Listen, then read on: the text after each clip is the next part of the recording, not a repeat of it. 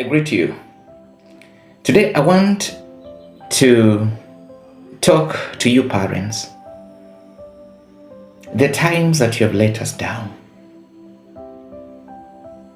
I had an encounter last week concerning this particular trainee who was not feeling comfortable getting back home for holidays. And so I was asking her, what is the reason? And she said, no, I cannot go home. Because when I get back home, that environment puts me off. I'm emotionally drained. I feel rejected. I'm not wanted. Sometimes I wonder whether my parents are really my biological parents. Now, this is normally brought about when a parent becomes toxic. I want us to differentiate between strictness and toxic. Strictness is when a parent lays down rules sometimes or set standards, that which may guide their children with the betterment of that child in the back of his mind. On the other side, when we talk about the toxic parent, here we're talking about a parent who never allow anything that this child does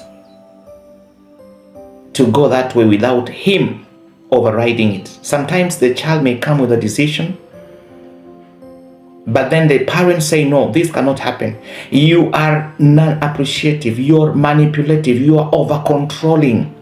So that at the end of the day, whatever that comes out of the soul of this young child or this young youth who is your son or your daughter, it cannot see the light of the day.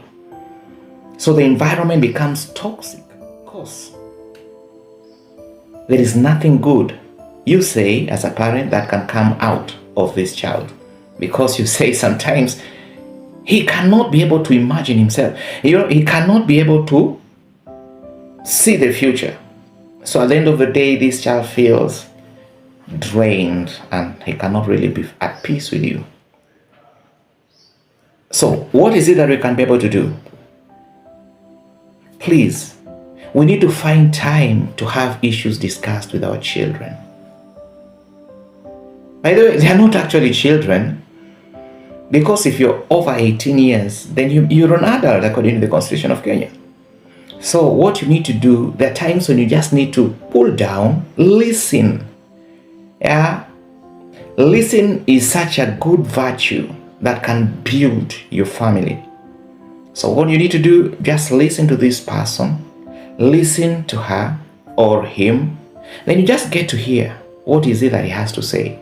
It's not necessarily that you're going to agree with whatever that she or he is going to say, but just you providing that leaning shoulder or an ear to listen to, it will build confidence in this person.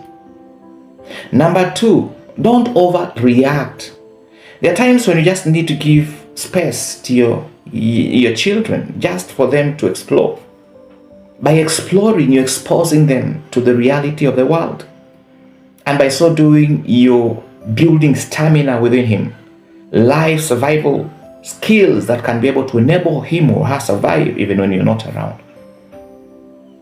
And yes, if you have been in that kind of an arrangement where you find that the environment is toxic, the best thing you can do is try as much as you can to avoid that environment. If your family in that home, you find that there's a lot of toxicity, then you can always find an uncle to stay with, or an auntie to stay with, or a grandmother to stay with, so that you avoid contact with these parents.